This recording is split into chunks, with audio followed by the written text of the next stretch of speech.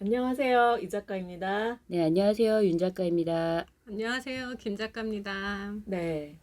참, 좀 세상이 어수선한데, 이렇게 또 저희가 모였네요. 오늘 뭐, 여러 가지 안 좋은 뉴스들도 많고 한데, 저희는 좀 즐거운 영화 이야기로 여러분께 위로와 재미를 드리는 시간을 또 가져보도록 하겠습니다. 자, 오늘은 특별히 저희가 세 작가의 각자 추천작을 빼고요. 어, 개봉작 한 편이랑 OTT 또 화제작 한 편 이렇게 해보려고 합니다. 먼저 저희가 말씀드릴 작품은 개봉영화 하얼빈입니다. 자, 하얼빈. 스토리를 말씀드리면 안중근 의사가 하얼빈으로 이토 히로부미, 영화 속에서는 이등이라고 하죠. 이등이를 죽이러 떠나는 과정을 그리는 영화입니다. 네, 역사책이 스포일러죠. 맞아요. 네. 역사 다 아실 테고 영화를 어떻게 보셨는지 이제 보시고 나서 첫 소감이 어땠는지 먼저 윤 작가님. 첫 소감은, 이게 이런 영화를 볼 때마다 늘 드는 생각인데, 메시지가 좋다고 과연 옳은 영화인가? 네. 영화로서의 재미가 없다면 저한테는 가치가 별로 없다라는 생각이 들거든요. 영화로서는. 약간 이 영화도 그런 느낌이 들었던 영화예요, 저한테는. 재미없게 보셨나요? 재미없어요. 어떤 점이 재미없게 느끼셨어요? 감정이입도 일단 하나도 되지도 않고, 그냥 이렇게 뭐랄까, 다큐도 아닌 기록영화 같은 그냥, 기록영화 같고, 국방 영화 이런 좀 더 느낌? 심하게 얘기하면 70년대 약간 방공영화 보는 느낌도 빨간 마우라. 들고, 근데 어쨌든 어떤 인물에게도 감정적으로 이렇게 다가설 부분도 없었고, 얘기적으로도 어떤 몰입이 되지도 않고, 지루하고, 약간 자꾸 딴 생각이 들고, 저기서 되게 추웠겠다. 이런 생각까지도 들고. 그래서 저한테는 굉장히 좀 매우 안타까운, 정말 이 영화 잘 만들었으면 좋겠다라는 생각을 했었는데, 그런 영화였습니다. 네, 김 작가님 어떠셨어요?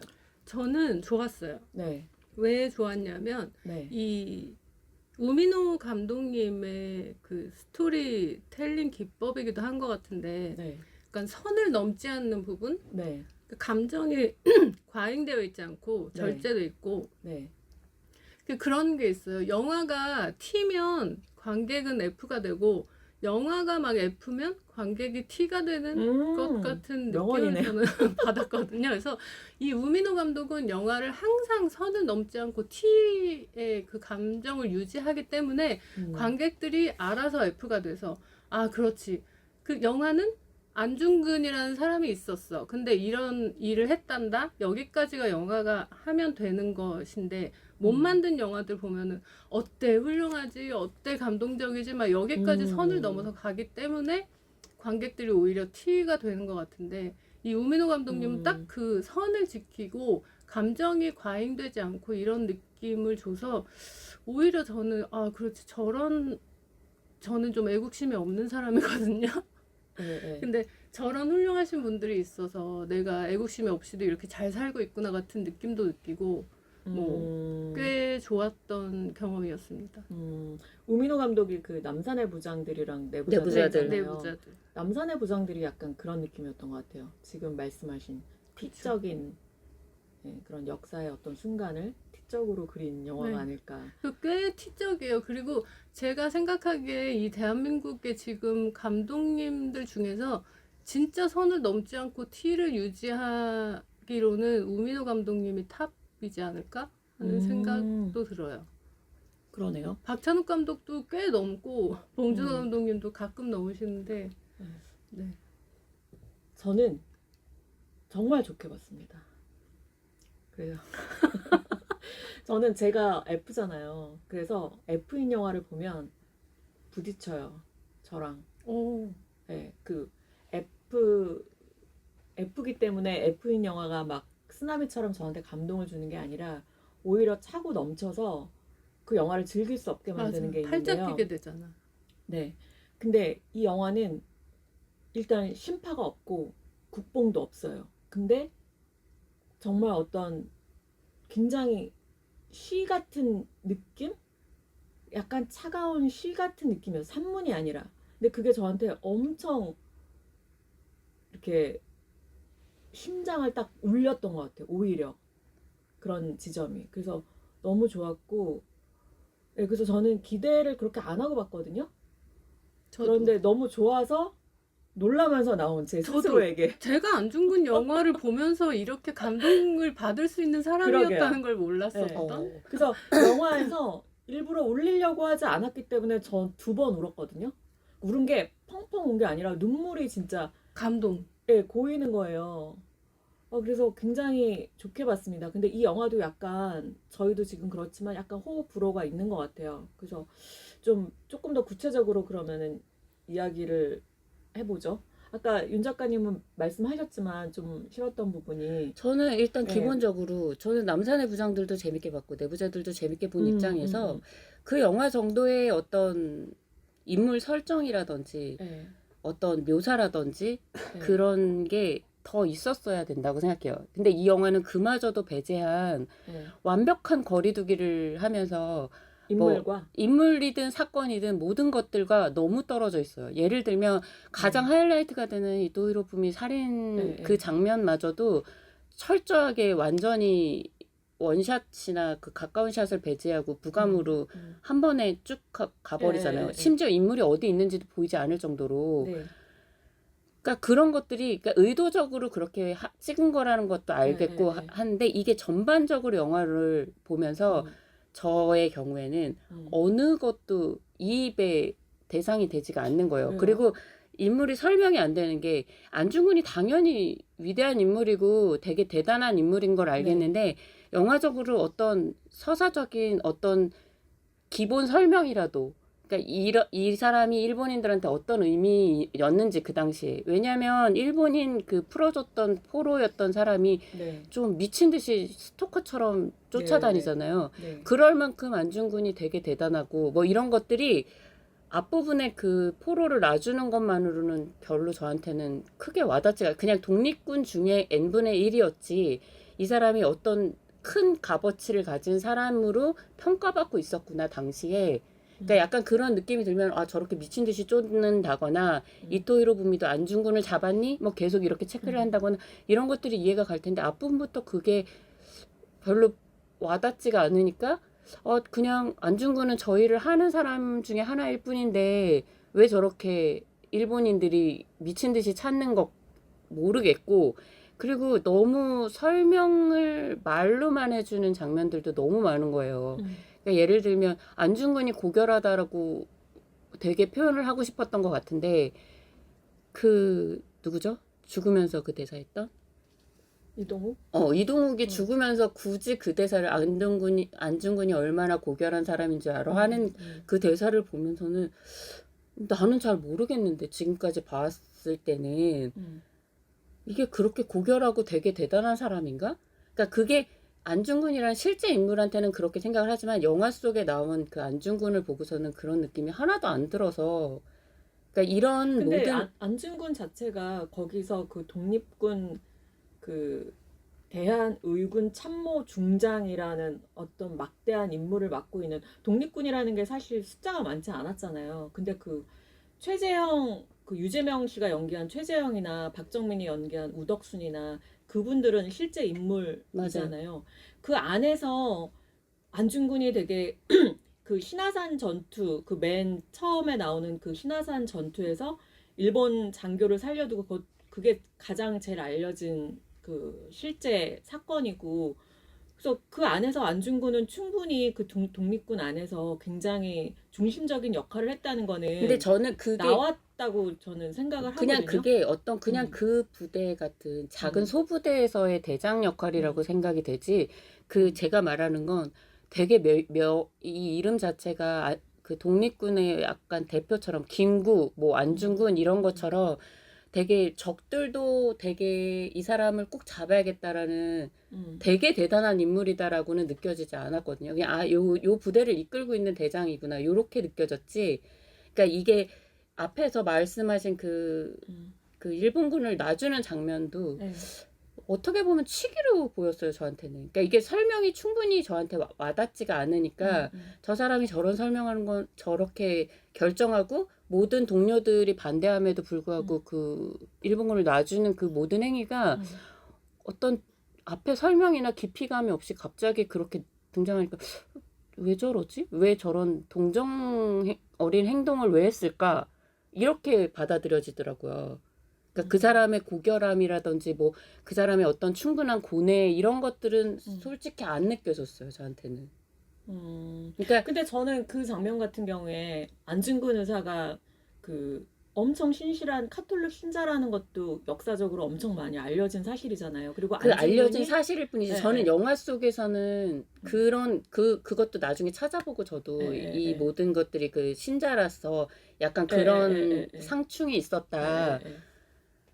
그게 보여졌었으면 좀 더 좋았을지도 모르겠는데 그냥 근데 저는 영화로만 보면 음, 느껴지지가 않는 그냥 저런 사람이구나 어. 그렇게밖에는 안 느껴지더라고요. 근데 저는 이 영화가 어쨌든 역사적인 인물을 이야기하고 있고 그다음에 안중근에 대해서 잘 아는 사람이 있고 잘 모르는 사람이 있을 텐데 영화에서는 이 감독은 일일이 설명하지 않았다고 생각을 해요. 그래서 이 일본 장교를 놓아주는 순간에 이 사람이 어떤 카톨릭 신자로서 살인이나 이런 거에 대해서 굉장히 민감한 사람이고 이런 거에 대해서 알고 있는 사람은 조금 더 거기에 더 몰입을 했을 거고 뭐 아닌 사람도 있겠지만 굳이 그 감독이 그거를 막 일일이 이 사람은 이래서 이 마음에는 이게 있고 이런 거는 아니더라도 저는 관객들한테 전해질 수 있는 부분은 있었다고 생각을 하거든요.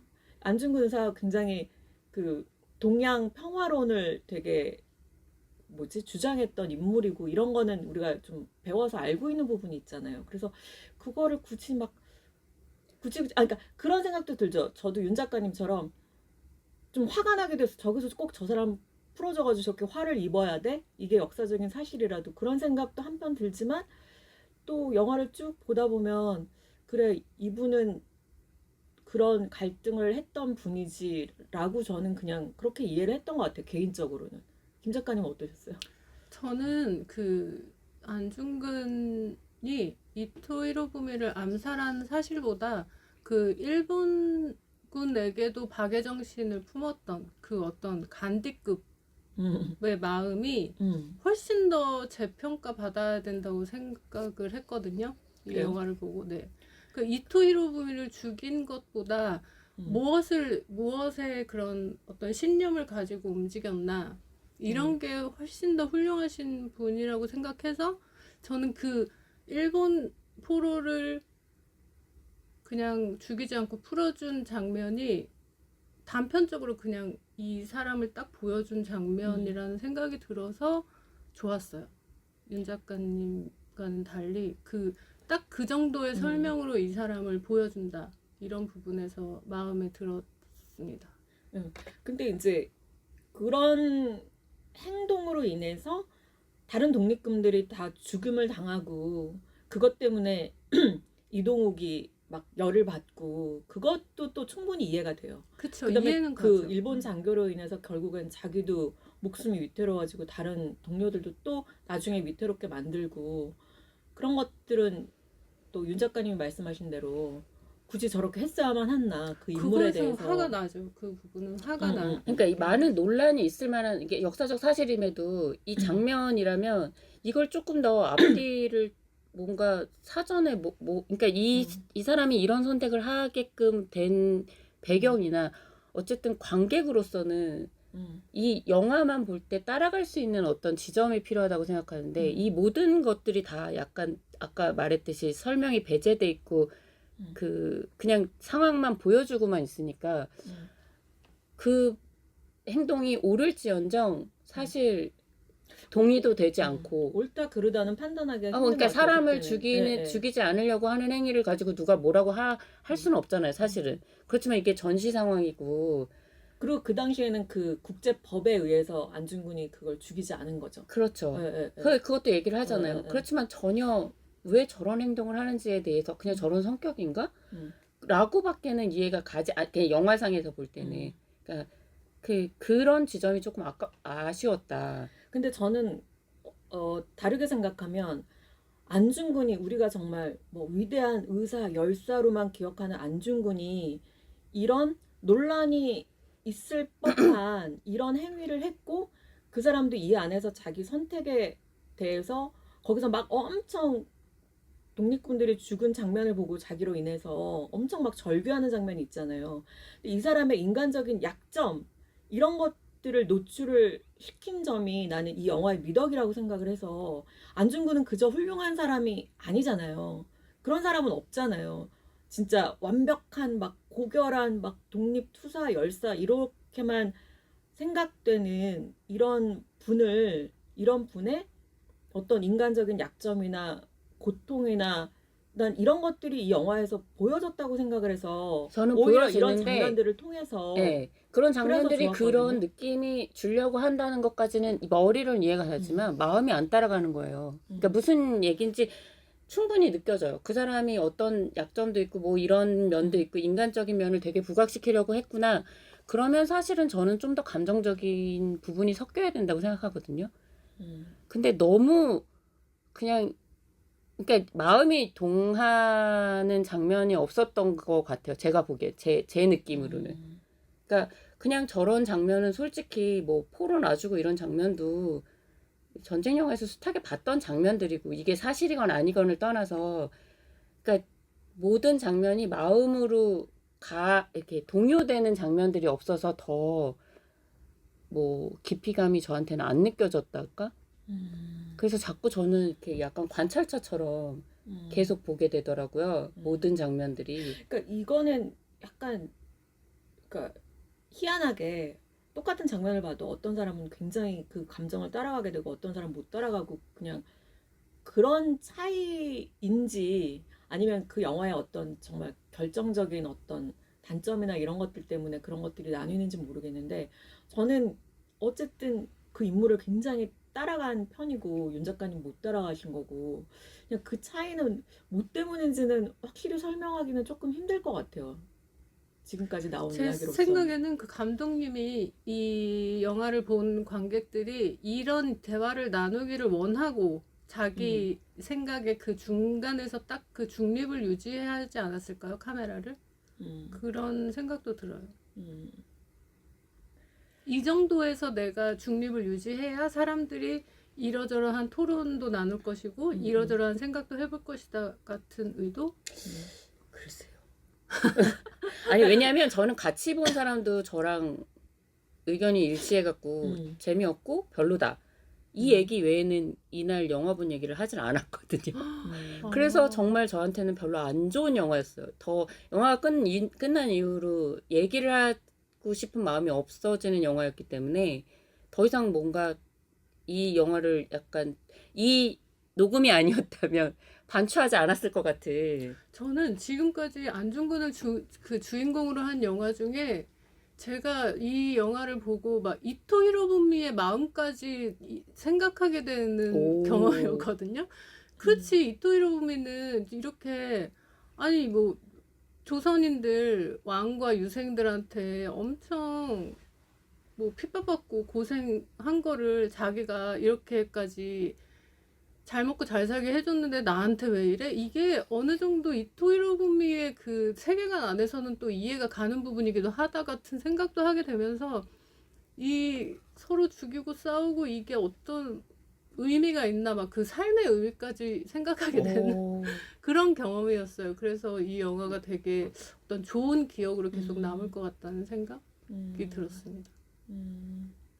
저는 이 영화가 그 김훈 작가의 소설 하얼빈을 원작으로 했나라고 예전부터 생각을 했는데 그게 아니더라고요. 근데 이 소설이랑 되게 비슷한 느낌을 주거든요. 이 소설을 제가 이 소설은 재작년? 뭐 하여튼 그때 작년인가 하여튼 그때 봤는데 이 소설에서도 처음으로 안중근이 31살, 2살밖에 안 됐었어? 이거를 처음으로 느끼게 했던 소설이었고 이 안중근이 이토 히로부미를 이 영화에서처럼 죽이기 전에 어떤 상태였는지 어디에 머물면서 어떻게 이거를 도모했는지 여기에도 우덕순이 나와요. 이 소설에서도 그 박정민이 연기했던. 근데 그런 것들이 막 무슨 막 활화산이 불타는 것 같은 막 안중근의 이 모의가 막 가슴을 뜨겁게 하고 이러지 않거든요. 되게 담담해요, 이 소설도. 그런데 마지막에 이토 히로부미를 이 저격하는 순간까지도 어떻게 보면 담담하면서 되게 그 내면의 힘만 약간 뭉근하게 느껴지는 이런 소설이어서 저는 되게 좋았거든요.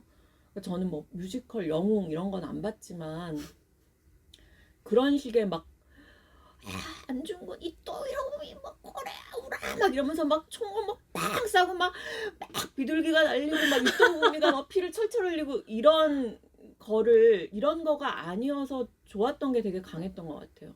그래서 저는 나 모르겠어요. 왜 이렇게 안중근의 내면에 저는 왜 이렇게 집중을 했는지 그래서 울었거든요. 그랬던 저도 것 그 같아요. 뮤지컬 영웅을 생각하긴 했어요. 그 뮤지컬 영웅은 보지 못했지만 뮤지컬 영웅을 영화화한 영화를 봤거든요. 아주 그 영화를 보고 그 영화를 왜 어떻게? 그 음악을 들으려고 아, 봤어요. 근데 이 영화를 보고 이 영화의 안중근과 하얼빈의 안중근은 전혀 다른 사람처럼 느껴지는? 그러니까. 그 영화를 보고 이 영화를 보면 이 영화가 얼마나 잘 만든 영화인지 알 수 있겠다는 생각이 근데 그 들어요. 영화와 비교하는 거는 조금 그렇긴 하죠. 네, 너무 그렇다고 생각해요. 제가 말하는 건 이 영화가 엉망진창이다, 볼 가치가 없다 이런 의미가 아니에요. 그냥 잘 만든 영화지만 좀 더 잘 만들 수 있었을 텐데, 그러니까 제가 느끼기엔. 그러니까 좀 더 잘 만들 수 있었는데 거기에서 윤 작가님은 좀 더 감정을 좀 건드려주기를 네, 원하셨던 것 맞아요. 같아요. 뭐 이런 그런 극단적인 막 눈물을 쏟고 심판 이런 걸 음. 원하는 게 아니고, 어쨌든 내가 조금이라도 이 안중근을 떠올리면서 사실 국뽕이 아닌 사람이 어디 있어요. 그냥 한국인이라면 안중근 자체라는 인물을 존경하고 이 사건에 대해서는 누구든지 보지 않든 국뽕의 어느 기본은 가지고 있을 거라고 생각하는데, 그걸 막 부각시켜주고 이럴 걸 원하는 건 아니고, 어느 정도 예를 들면 남산의 부장들, 내부자들 정도의 어떤 인물에 대한 어떤 따라갈 수 있는 조금은 더 친절한 어떤 서사나 내용이 있었어야지 이입이 됐었을 것 같다. 이거는 내가 보기에는 너무 극단적인 건조함과 거리두기라서, 그렇게 건조했나? 예, 그건 아니었는데. 진짜로 하나도 감정이 1도 느껴지지가 않았어요. 영화 보는 내내. 저의 근데 경우에는. 저는 오히려 그러니까 저는 안중근이 그러니까 영웅이라고 하면 사람들이 태어날 때부터 영웅이었다고 생각을 하는데 그게 아니라는 거를 그린 영화라는 거가 좋았다고 했잖아요. 그 점이 일단 너무 마음에 들었기 때문에 그 안중근의 어떤 뭐 고통이나 어떤 침묵이나 그 보여주는 여러 가지 얼굴들 있잖아요.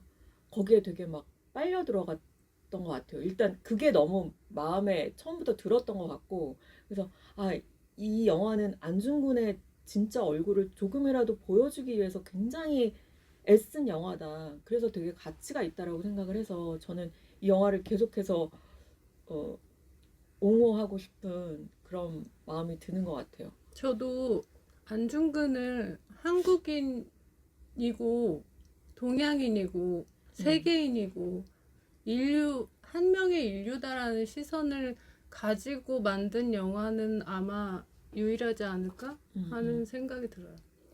근데 뭐 저는 자꾸 싫었던 점을 꼽게 되는데, 그 영화는 오히려 그렇게 건조한데 네.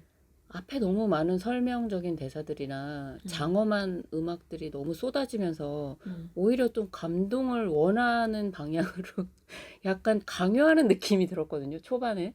그 일본 호로를 뭐 살려주기 전에요. 그런 뭐 전쟁 씬이든 뭐 이렇게 막 그 얼음 빈판을 걸어가는 뭐 이런 거부터 뭐 너무 많은 설명하는 대사들이나 주고받는 대사들 속에 정보를 너무 많이 넣으려고 하는 느낌도 들고, 초반부터 너무 감정을 막 강요하나 이런 느낌이 들었었어요.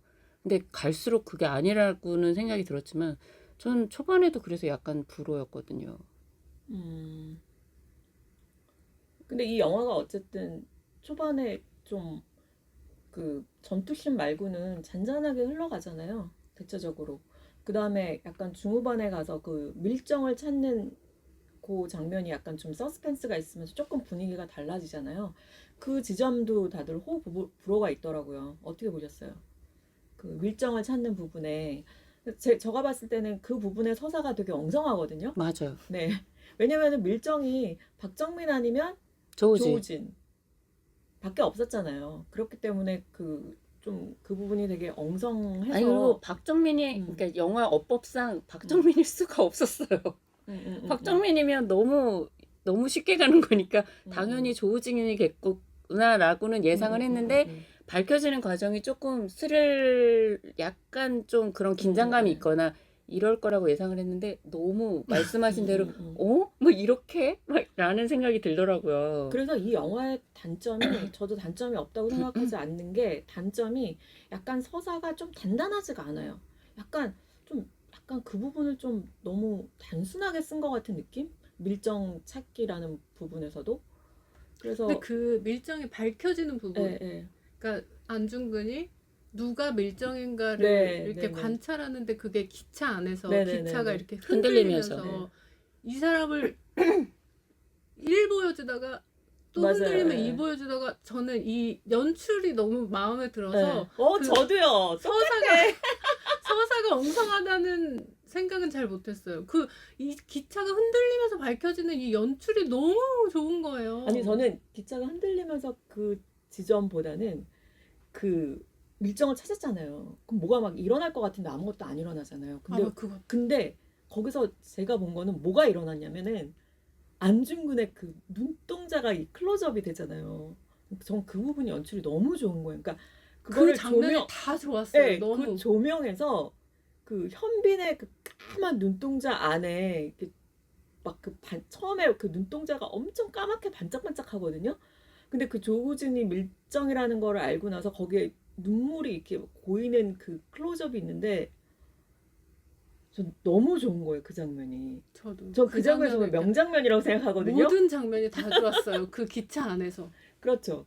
그래서 정말 이거 단순한데 이 장면 연출 때문에 이 단순함의 어떤 그런 것들이 많이 상쇄가 된다. 이거는 연기와 어떤 아니 그런 컷에 대한 연출을 워낙 사실은 내부자들이나 이런 것도 잘하셨던 분이잖아요. 그래서 뭐 예를 들면 현빈이 그 빙판 위에서 쪼그리고 누워 있다가 뭐 이렇게 그 이걸 뭐라 그러지? 하얀색 그게 이렇게 슉 날아가면서 일어나고 뭐 이런 컷들이나 이런 것도 사실은 그림적으로도 굉장히 연출을 잘했다고 생각을 하거든요. 그런 면에서는 사실은 연출은 멋있다고 생각을 해요. 그래서 그 장면의 연출이 되게 좋았어요. 제일 명장면이라고 생각해요. 현빈의 눈동자와 그 흔들리는 기차의 그 시퀀스. 그래서 서사가 엉성한 게 용서가 됐다라고 생각을 하고, 그리고 현빈의 연기도 저는 전반적으로 되게 좋았거든요.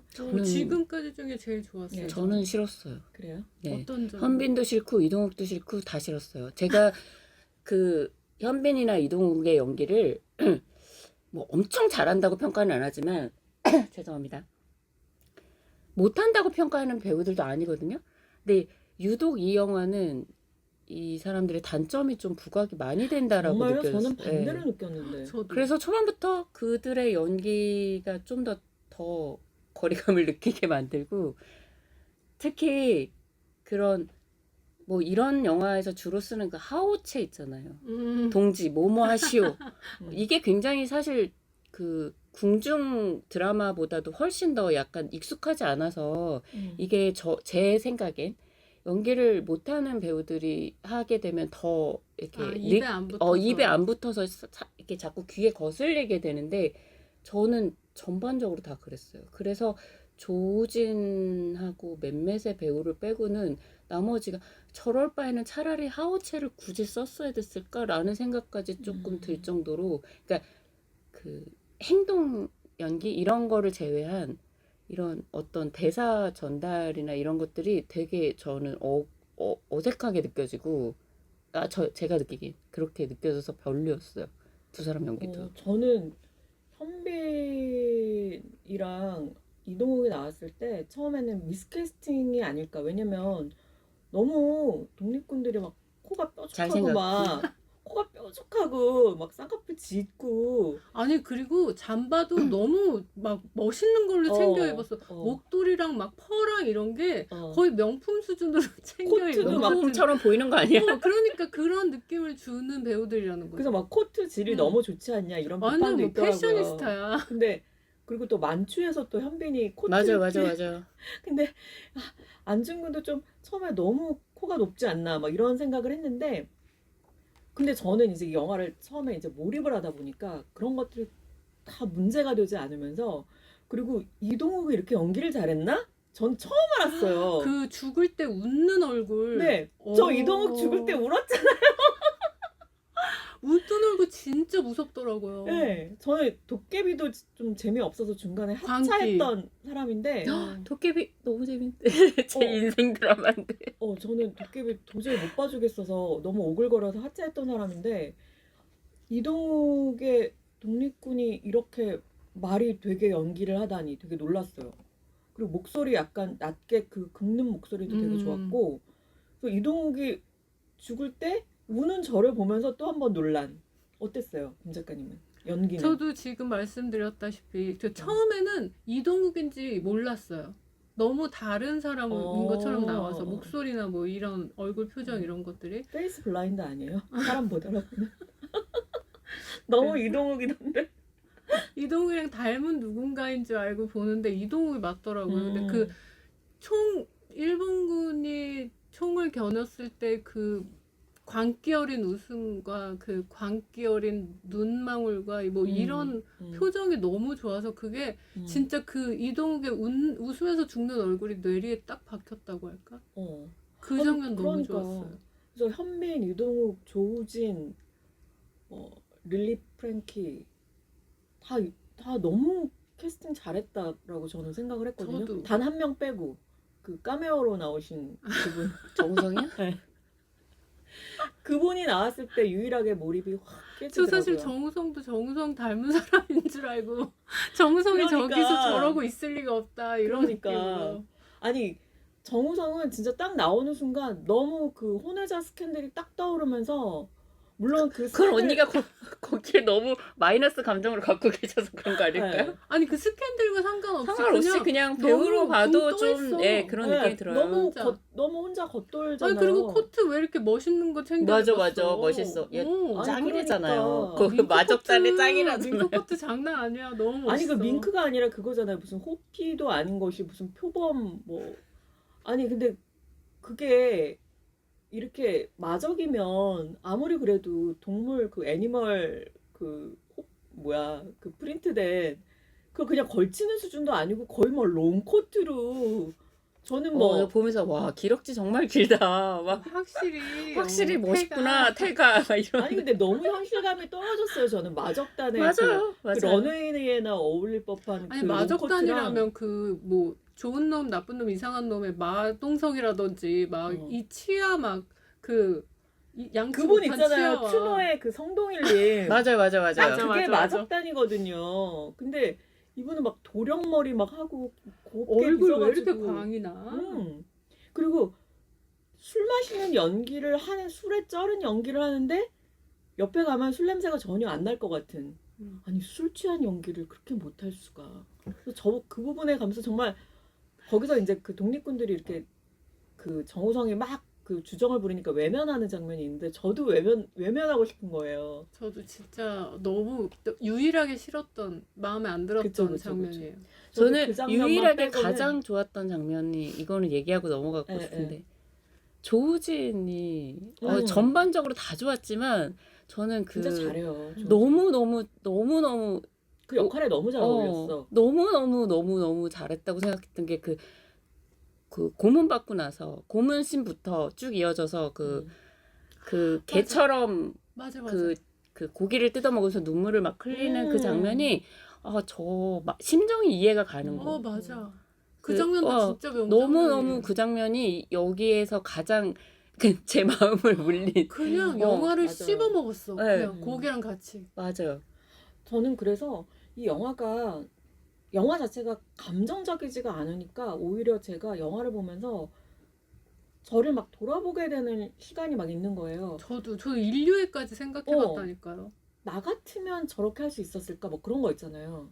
근데 영화가 너무 휘몰아쳤으면 이런 생각이 안 들었을 텐데. 그치 뭐 안중근 얘기 뻔하지 이렇게밖에 생각하지 않았을 텐데. 근데 안중근도 저렇게 고뇌하면서 저 살인을 하기까지 그 책에는 그런 것들이 묘사가 돼 있거든요. 살인과 대의 사이에서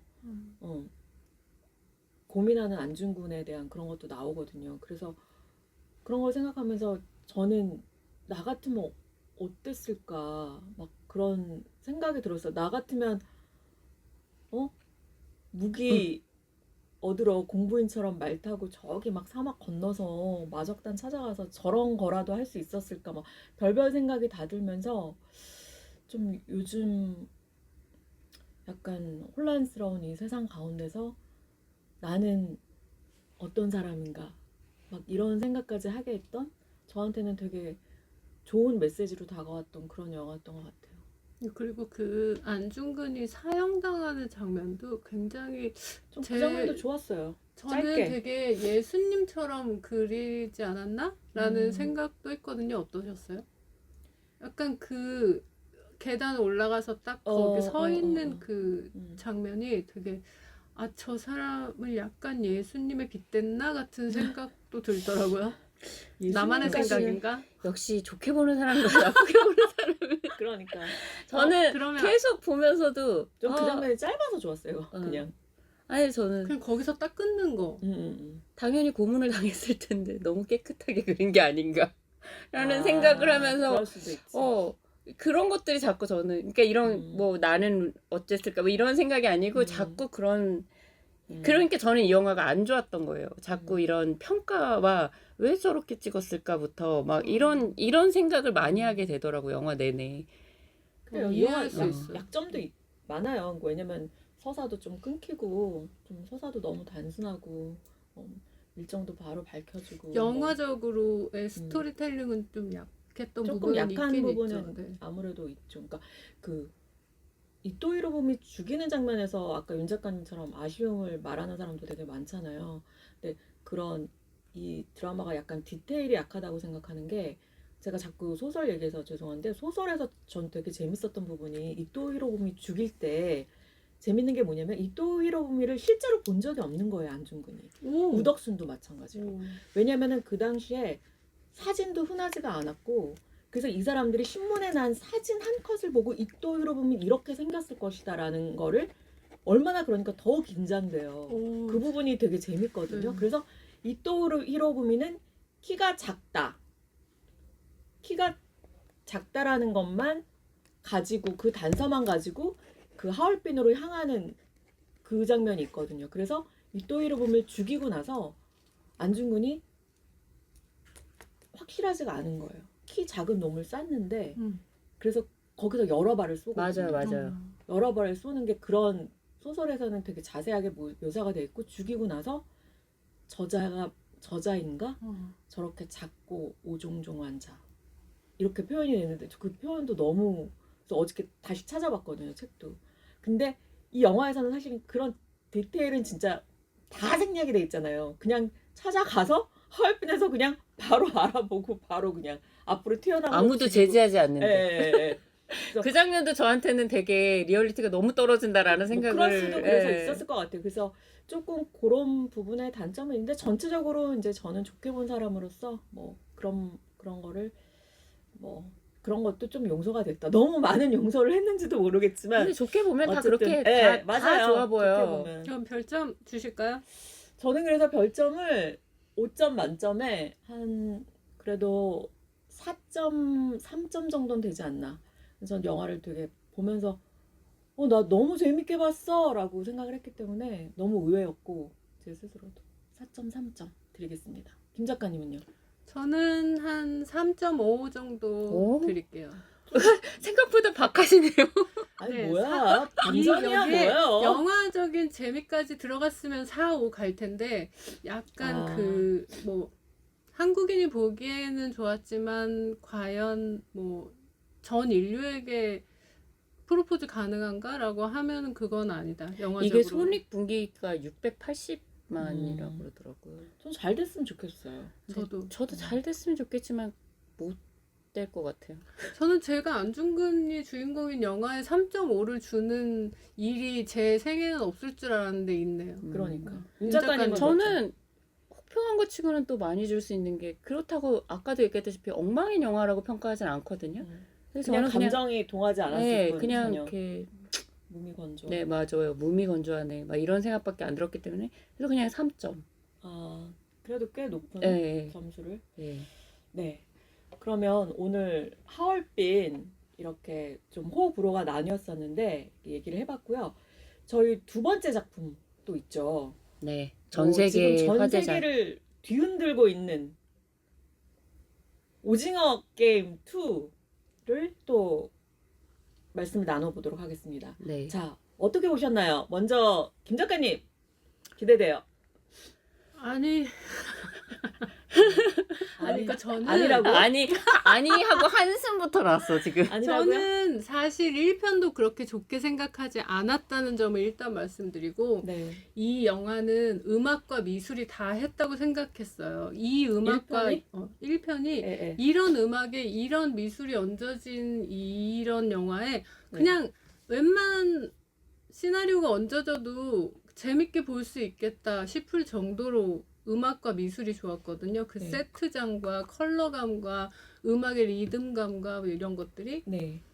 근데 이제 이 시즌 2를 보고 나니 이 시나리오가 음악과 미술이 그러니까 1편을 음악과 미술이 다 했다는 점을 이 2편이 증명해주고 있다고 생각해요. 1편도 시나리오가 엉망이었지만 티가 나지 않았어. 근데 이번 시즌 2에서 시나리오가 엉망이었던 게 너무 티가 났다.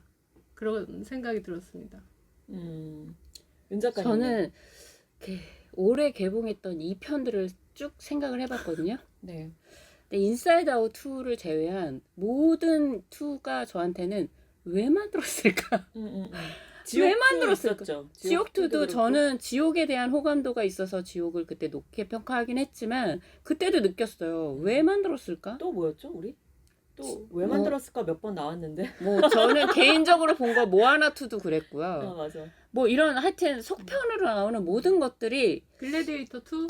글래디에이터 2 두말할 것도 없이 이거는 정말 돈 벌기 위해서 없는 얘기를 쥐어 짜낸 티가 너무 도 그렇다. 예, 여기 거의 100% 들어맞는 또 하나의 왜 만들었나? 황동혁 감독님이 아예 그냥 커밍아웃을 하셨잖아요. 그러니까요. 돈을 줬기 돈, 때문에 어쩔 수 없이 만들었다. 원래 세계관이 시즌 1에서 완벽하게 그쵸. 끝나는 솔직히 할 얘기 그러는데. 없잖아요. 아니에요. 완벽하게 끝나지 않았어요. 아. 엉성하게 끝났어요. 알겠습니다. 알겠습니다. 그건 알겠는데 그건 지옥도 마찬가지더라고요. 지옥도 2를 사실은 감독이 할 예정이 없었는데 넷플에서 만들라고 돈을 줬기 때문에 근데 뭐 옷겜 같은 경우는 막 상상도 못할 맞아요. 만큼 넷플릭스 이거는 흥행 1위인데 그렇죠. 사실 망하더라도 안 만들 수가 없는 정도의 흥행이었다는 건 인정하기 때문에 그래도 제가 그나마 조금 기대를 했던 게 이게 전 세계 공개되기 전에 이미 그 약간 평론가들이나 이런 사람들한테 공개가 돼서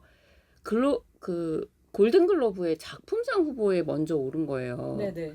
그 올라 있죠. 지금. 예. 그래서 뭔가를 보고 올리신 거니까 조금 기대를 할 만한가? 라는 일말의 기대를 했지만 역시나 그냥 인기빨이었구나. 그렇게 느꼈습니다. 저는 원이 없었다면 뭐 나름 괜찮았다.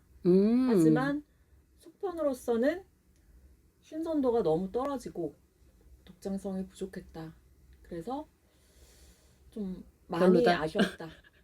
네, 그렇게 얘기를 하겠습니다. 조금 더 구체적으로 그럼 들어가서 어떤 점이 그렇게 엉망이었는지. 저희 줄거리 얘기를 하지 않고 넘어가도 될까요? 네, 줄거리는 얘기 안 해도 될 것 같아요. 그래, 뭐. 네, 어떠실 것 같아요? 게임이 이 드라마가 7편까지 있는데 게임이 3편부터 시작하잖아요. 앞에 1, 2편은 그냥 삭제해도 될 정도로 너무 얘기가 약하고 필요 없는 얘기를 그러니까 막 왜 거기 1, 2편이 그렇게 저는 길어? 솔직히 정보를 모르고 봐서 시즌 3가 있는지 몰랐어요. 그래서 끝나고 알았어요. 아니 저는 한꺼번에 만들었잖아요. 네, 그래서 나는 당연히 그래서 컴팩트하게 7편으로 끝내 그래 좋다 이렇게 저도. 생각하고 1, 2편을 보는데 3편이 있잖아요. 게임이 시작을 안 하는 거야. 그래서 뭐지 이게? 아니 그래갖고 그리고 7편에서 10분 남았는데 계속 총만 쏘는 거야. 그래서 저는 10분 만에 그 전에 알았어요. 그래서 아. 1, 2편이 저는 게임이 안 끝나고 들어가길래 알았잖아요. 다 보고 그래서 이제 아, 검색을 정말? 해봤지. 이거 왜 이러나 했더니 시즌 3가 있다는 같이 거예요. 찍었잖아. 난 아, 알고 있었어. 난 정말 그러면 시즌 3까지 총 못해도 14개 그래, 얘기를 꽤 하는 많이 거잖아요.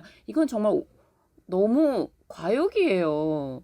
더 줄였어야지. 근데 계약이 그렇게 됐을 것 같아요. 너무해. 아니 그럼 계약이 그렇게 됐으면 잘 썼어야죠 시나리오를. 근데- 링도요. 일본 소설 링 있잖아요. 링이 있고 그 외의 것들은 계획이 되지 않았지만 작가가 그냥 자기 세계관을 넓혀가면서 쓴 거예요. 그래도 얼마나 완성도 있게 잘 써졌어. 맞아요. 완성도는 근데- 떨어지지만 사실 보면서 내가 저 제작진들 입장이라면 돈이 생겼고 툴을 무조건 만들어야 된다면 1,000억 들었잖아. 1,000억. 예.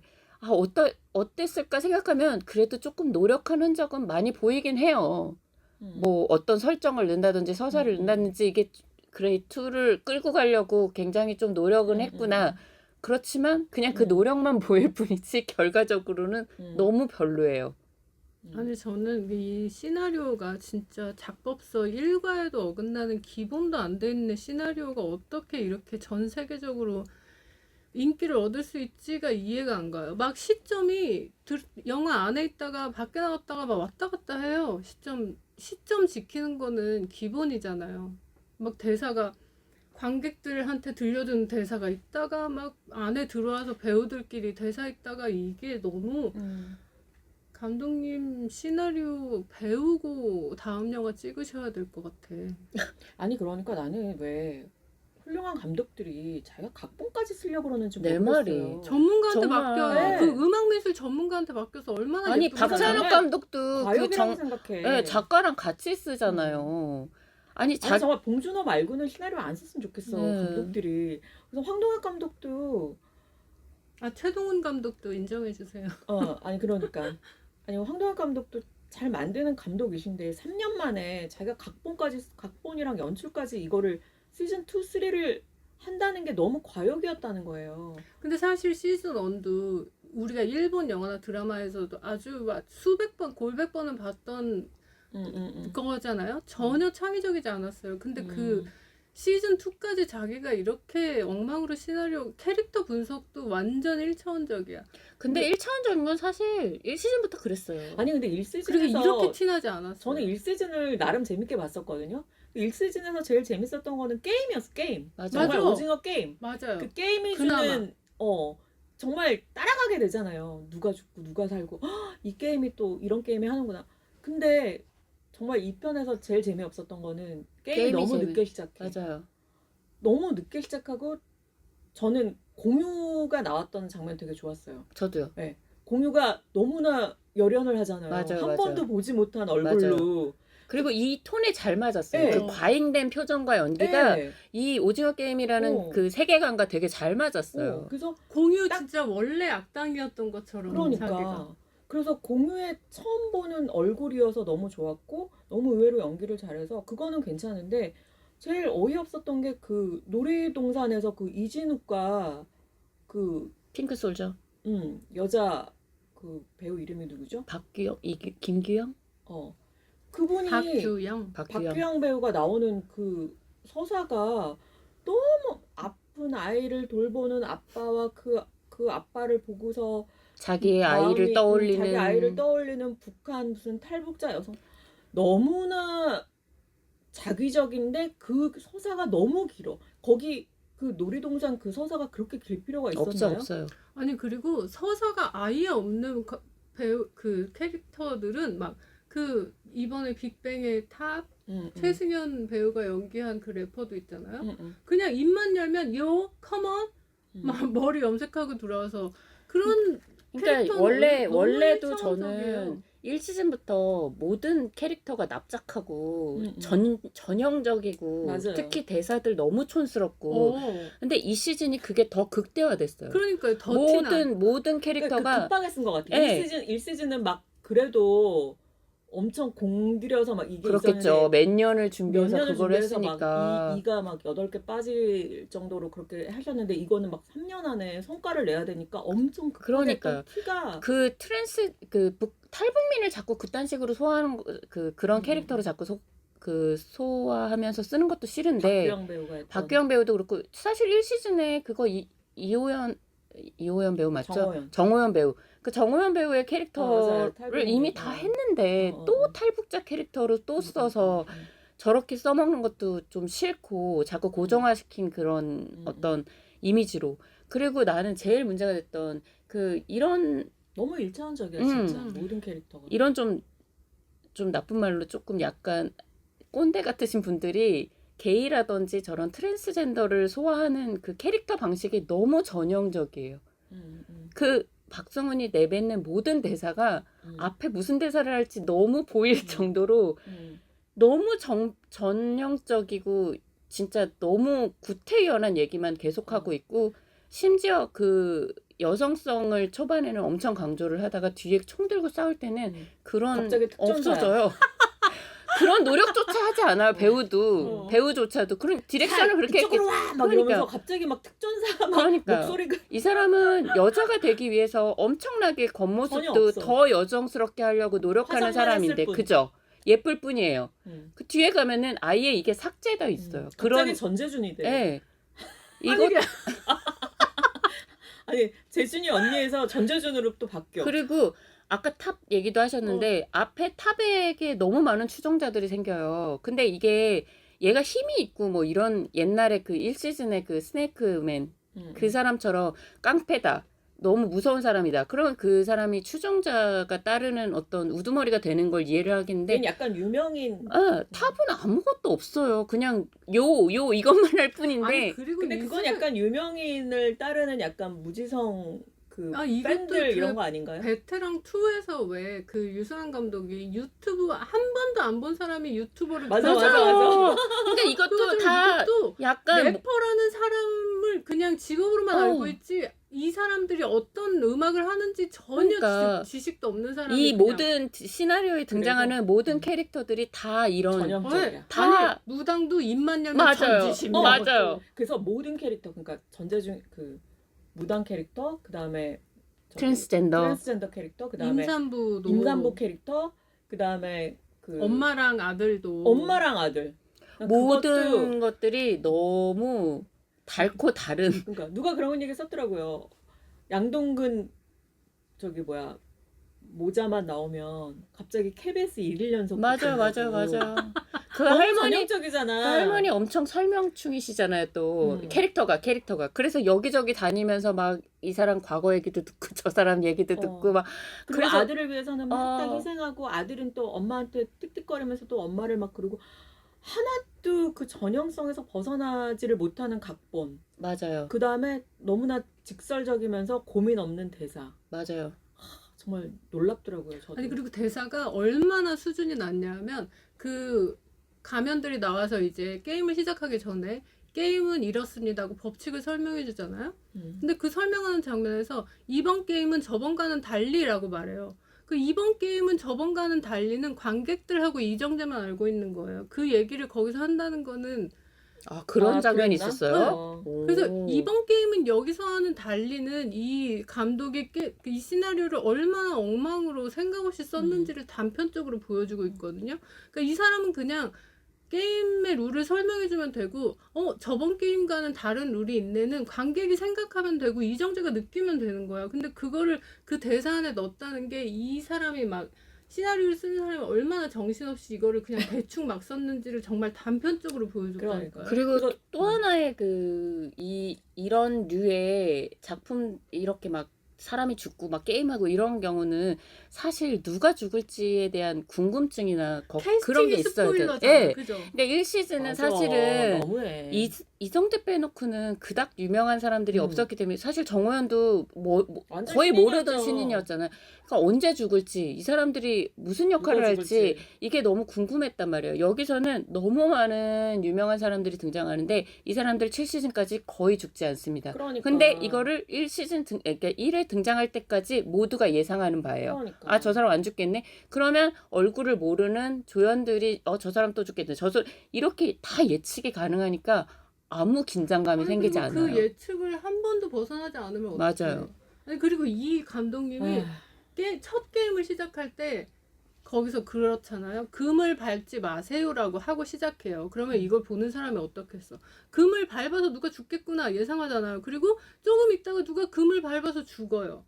어떻게 이래? 누군가 그러니까 전형적으로 무슨 얘기를 해도 재미없게 하는 사람들의 화법으로 시나리오를 쓰고 있어. 그러니까 누가 죽어. 성공을 했는데 죽어. 근데 왜 죽었지? 하니까 금을 밟았대. 그러면 긴장감이 올라가고 더 막 뭔가 게임의 엔딩이 궁금해지게 되고 이런 거잖아요. 그러니까 이번에 한 감독님 각본도 잘못돼 있고 캐스팅 너무 큰 문제고 그리고 정말 소속사들의 저는 과욕이라고 생각해요. 맞아요. 자기 유명한 배우들 다 옥겜에 숟가락 하나 얹으려는 그러니까 사람들이 옥겜 코인 타려고 한다라고 말을 하더라고요. 근데 그랬으면 오디션을 봤다고 알고 있는데 탑도 다 오디션 보고 뭐 뽑고 어쩌고 저쩌고 하는데 그러면 황 감독님이 과감하게 다 쳐냈어야 된다고 봐요. 새로운 인물들로 승부를 봐야지. 제2의 정호연을 발굴을 해야지. 그게 맞아요. 매력이었는데 그거를 다 버리고 도대체 몇 명입니까? 다 주연급 배우들 나와가지고 다 한 자리씩 하고 있는데 이 사람들 안 죽을 거 뻔히 알게 되는 이 근데 실제로 안 죽어. 안 그러니까 죽어. 의외성도 전혀 없고 말씀하신 대로 그런 거에 그러니까 이 게임이 거의 그 처음에 너무 첫 게임은 거의 엑스트라 쳐내기로 느껴져요. 그냥. 맞아요. 음. 그래서 저렇게 많이 죽었는데 또 이렇게 많이 남아있네 이런 저는 느낌만 막 들고 그게 현실이랑 겹쳐지면서 유명하지 않은 사람의 목숨은 아무것도 아닌 건가 싶은 생각까지 막 들면서 기분이 나빠지더라고요. 근데 그게 한국인들한테만 해당될 수도 있어요. 왜냐면은 외국인들한테는 뭐 이진욱이 누군지 뭐 잘 모를 거 사실 아니에요. 그 이정재도 모르는 사람이 보기에 시즌 1은 재미있을 수 있다고 맞아요. 생각해. 그래서 그때 이정재가 시상식에 참석하고 이랬을 때 그 백인 기자들이 자고 일어났더니 이렇게 유명해진 기분이 어떠십니까? 이런 질문을 막 했잖아요. 그 사람 평생을 외국인들한테는 스포가 안 됐을 거예요. 근데 어쨌든 우리는 한국 관객으로서 맞아요. 말할 그게 있는 거죠. 근데 비단 이 영화뿐만이 아니고 약간 뭐 예를 들면 그 좀 유명한 감독들이 하는 영화들에 이렇게 정말 주연급인 배우들이 단역처럼 등장하거나 막 너무 많은 배우들이 그 예를 들면 오펜하이머 감독 영화나 이번에도 엄청 많은 오펜하이머뿐만 아니고 다음 차기작도 너무 많은 유명 배우들이 거기 가서 그런 경우에는 사실 뭐 배우 입장에서는 이해는 가요. 나도 저렇게 좋은 감독과 한번 일해보고 싶다 이런 느낌이 드는 건 알겠는데 보는 관객들한테는 좀 방해가 될 때도 있어요. 이게 단역으로 그냥 잊혀져야 되는 역할인데 갑자기 그 너무 역할을 존재감이 크니까. 그럼 저 사람이 뭐 할 것 같기도 하고 저 사람이 뒤에 또 나오나? 이렇게 자꾸 방해가 되는 그런 때도 캐스팅은 있거든요. 좀 위험한 것 같아요. 맞아요. 그리고 이 선장님으로 오달수 등장하는 오달수 배우도 오달수이기 때문에 선장님이 뭔가 한 건 하겠다는 당연하죠. 예상을 처음 등장할 주는, 때부터 네. 오달수 모든 캐스팅이 그 스포일러급으로 돼 있어요. 맞아요. 그러니까 왜 이런 선택을 했는지 모르겠고 그리고 저는 초반 1화부터 너무 거슬렸던 거 이정재의 연기 너무 거슬립니다. 저 너무 얘기하고 싶었어요. 너무 저는 거슬려요. 이정재가 등장하는 저는 이정재 솔직히 연기를 못한다고 지금까지 생각해 본 적이 없거든요. 잘하는 저도. 배우라고 생각하는데 갑자기 첫 회에 등장하자마자 암살자의 이정재가 등장한 거예요. 아니 그리고 수양대군 내가 아니야. 왕이 될 쌍인가? 아니에요. 정확하게 아니야. 암살의 이정재야. 아니야, 염라대왕이야. 아니 그래서 이게 다 그다음에 그거 안 보셨어? 에콜라이트 안 봤죠? 그거 안 디즈니의 봤어요. 그 스타워즈 거기 제다이로 나오잖아요. 네. 거기의 모습도 있습니다. 그래요? 그 스승의 그 엄근진 그 제다이 거기서 엄청 깨거든요. 그게 에콜라이트도 되게 웃긴 게 되게 좀 약간 가벼운 액션 영화예요. 근데 이정재만 너무 진지해요. 염라대왕이야. 네, 염라대왕. 그게 다 짬뽕돼 있어요, 솔직히. 그래서 저는 그 여기 내가 왕이 될 상인가랑 암살. 내 가슴에 총알이 총알이 6개 막 맞아. 그거랑 염라대왕 또 뭐죠? 하여튼 아니 그 이게- 딕션이 완전 손범수 아나운서급으로 맞아. 장음 단음 다 지켜가면서 너무 비장해요. 아니, 이 사람 그런 캐릭터 아니 그 아니었는데. 장음을 왜 이렇게 많이 쓰는 거야? 그러니까요. 지금부터 대결을 시작하는 내가 막 이 대결에서는 막 그래서 톤을 오 너무 마이 갓. 잘못 잡은 것 같아요. 초반부터 너무 톤을 잘못 잡은 것 아니 같고. 완전히 이 이정재 캐릭터 응. 캐붕이에요. 캐릭터 완전 붕괴됐어요. 1편에 이정재가 저는 되게 좋았던 게 이정재 안 봤던 연기. 그 찌질하고 막 정말 병만 나는 그 막 도박 중독자의 막 경마장에서 막 가서 맨날 시간 때우고 그 찌질한 연기를 너무 성기훈이 너무 잘했다고 생각했는데 갑자기 그게 싹 없어졌어. 그러니까 뭐 갑자기 막 인류를 예. 구원할 무슨 자기가 무슨 제다이야 뭐야.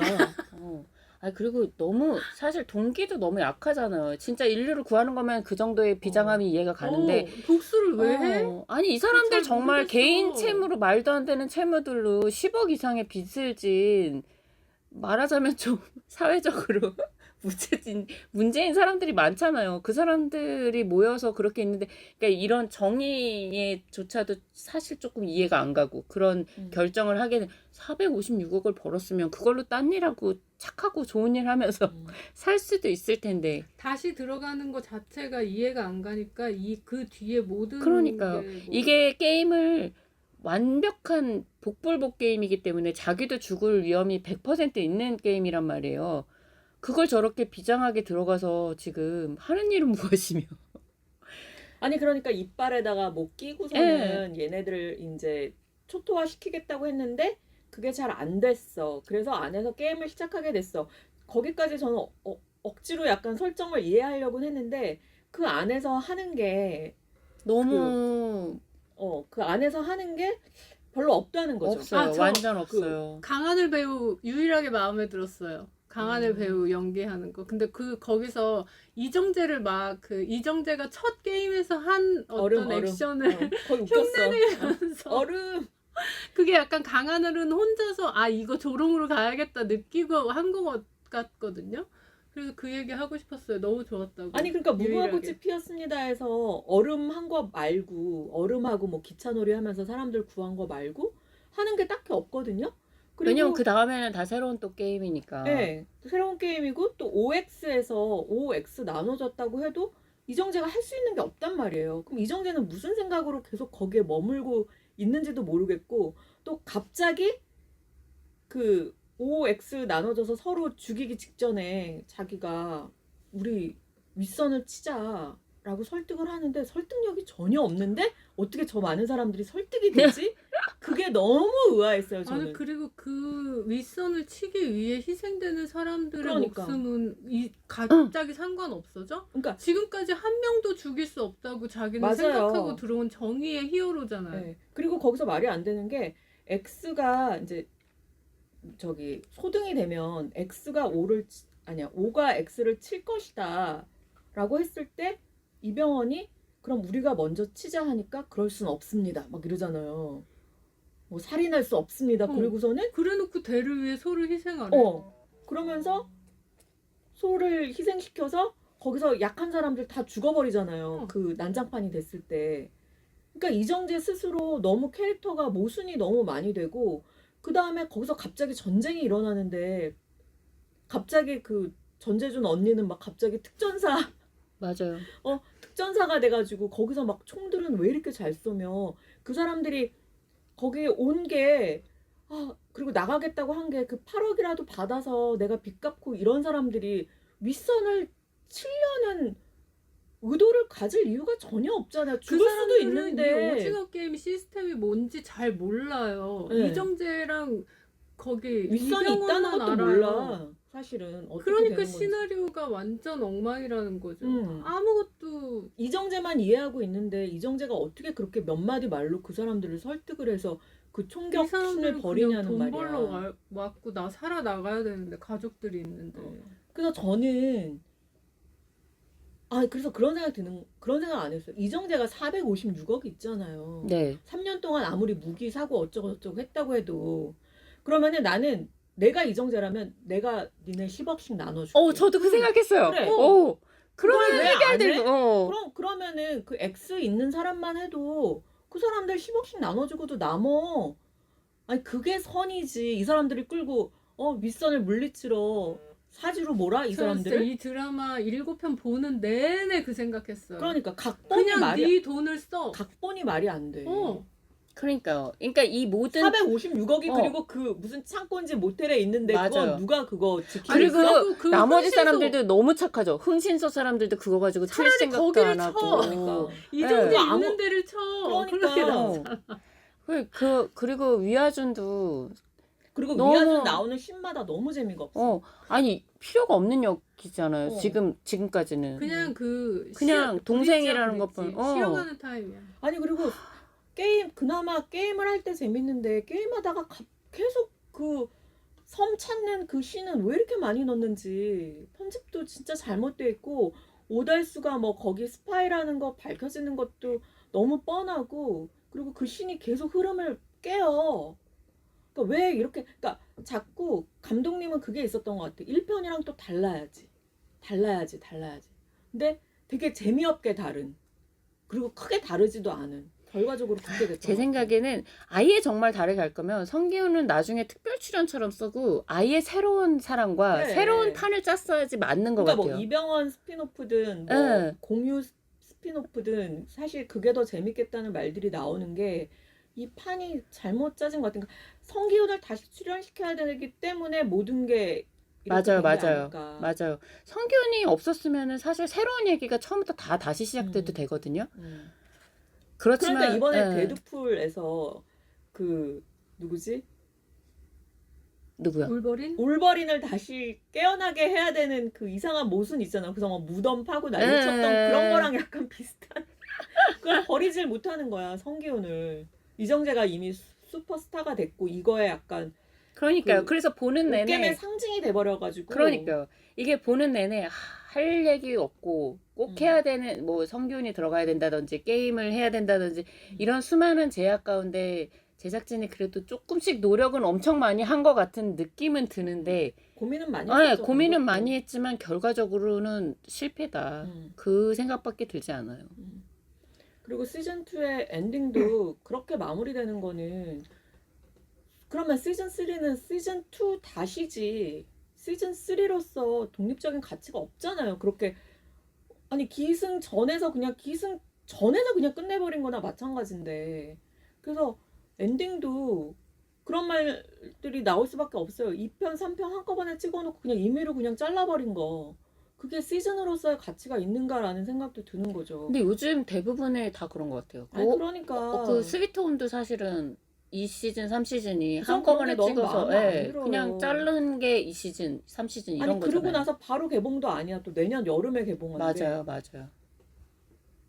그런 저런 것들이 말이 안 됩니다. 그래서 이쯤에서 이 드라마에 미덕은 없었나요? 미덕 미적 하나 있어요. 뭐요? 그 둥글게 짝, 둥글게 짝 하는 그 새로운 게임.